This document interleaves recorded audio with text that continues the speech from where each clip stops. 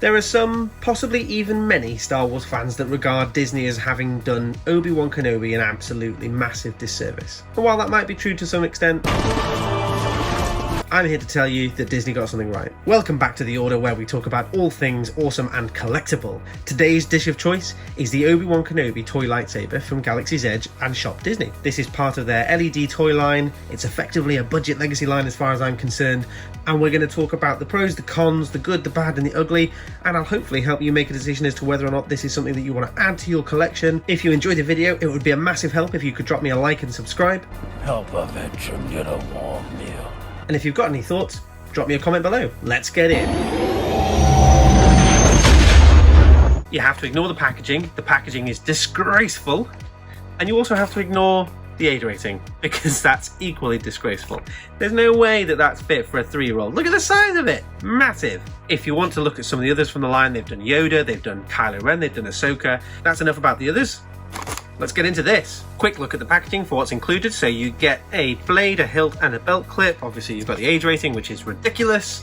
Then on the back, just a little bit of explanation about what it includes. It features a removable illuminated LED blade, push button activation, motion sensor controlled sound effect, skeptical, power activation humming sound, battle clashing lights and sounds, and an on and off switch. The on and off switch is actually on, off and try me, but there you go. The battle clashing and lights and sounds, that, if I'm right, and it's similar to the others in this series, will also have vibration effect. Less said about the motion sensor control stuff, the better. Anyway, that's enough of that. So we'll start off with what we get in the packaging, and that includes this beautiful blue LED blade. And this operates very similar to the way that Legacy blades work, in the sense that it's got these teeth here, and these pop and lock into the hilt, which I'll show you later.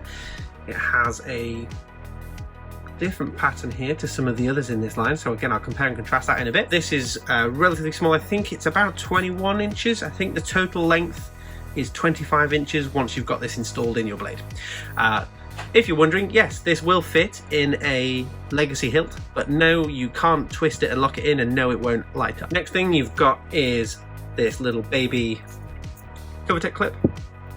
Nice little bit of detail, something that we didn't have as kids in the 90s, and very nice. So here we have the final item, and as a toy, I think it's fair to say that this is actually a pretty decent replica of the Kenobi lightsaber. This is based off the Revenge of the Sith hilt used by Kenobi. I think they've done all right. You know, they've captured a bit of the tapered thin neck at the top. The grenade grip here is pretty good, just so you can see the cover tech there. Goes in here. Lovely, look at that. A little bit of genius. There's something rattling in there, in the speaker by the looks of it. All your legalese is down on the bottom, so that's nice. It doesn't detract from the toy. Bit of a shame about this big old screw hole here, but if you were looking for something to cosplay with, you wanted to do a Kenobi kind of thing, this is pretty decent. The emitter section's pretty good. This lock here is in relation to the way that you pop and twist the blade when you want to lock it into position. There you can see the connector section in the hilt where the blade's going to go. It's pretty nice. So it's currently in try me mode, and this is the power control box is the on off. I mean, that's loud to start off with. That's really loud. So your power button is here. So down is on and top is off, I think. Yep. So that's it, guys. You know, there isn't too much to look at there. I mean, if we wanted to do a quick compare and contrast, here's the Shopdisney toy and here's your Legacy version. Big difference there in the neck. However, this isn't blade ready, so I'll make it a more fair comparison. So here's your Shopdisney one, and now the blade ready Legacy version. And I actually think they've done a better job with the tapered finish on the toy. How on earth have you done that, Disney? This looks better than this. How on earth have they done that? Why have they done that? It's madness. Look at those necks next to each other. This guy's been lifting. This, I had to get this shipped from the States, so there are some scuffs and batters, and then this is the risk, you know, when you have these sabers, they are toys, they're just sitting on shelves. These are only available on Shopdisney or in the Disney parks. Due to licensing issues, they cannot sell these externally, otherwise they will be in trouble with Hasbro. So there you go, nothing else moves on this. So it is what it is. I'll show you with the blade in. The way these blades have been designed is that they have these connectors at the bottom, and they have a specific pattern here which means that they will only work with their particular lightsaber line.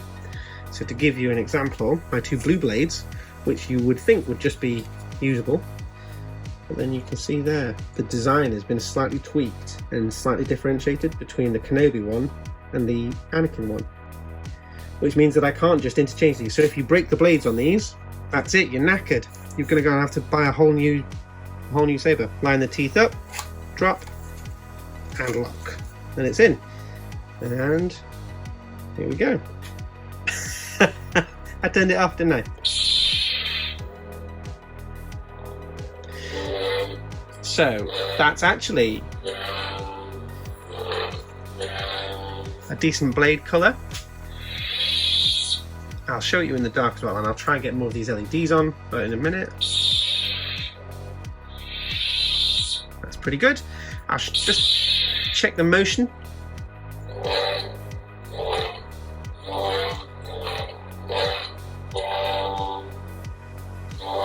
In fairness, it is picking up when I move, so let's check the clash.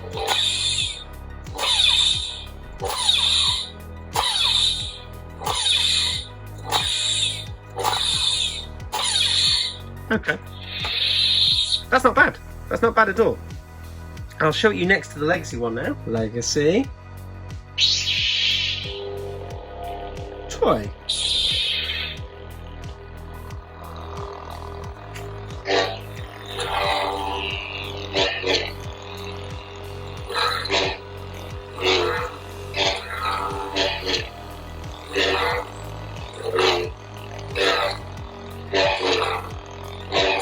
I mean, sound-wise, they're picking up the same motion there, aren't they? So when we talk about this being the budget version of the Legacy line, I'm not lying.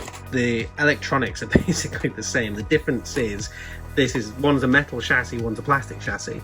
The size is pretty much identical, which is also why I question the fact that this is labelled as 3+. But then, really, the only difference you're paying for is the blades, and that's the longer blade from the Legacy line with more LEDs in it. In the dark, the LEDs on these look great, really bright, really crisp. Again, you know, it's difficult to fault this line for very cheap toys. In reality, you're getting quite a good collectible piece.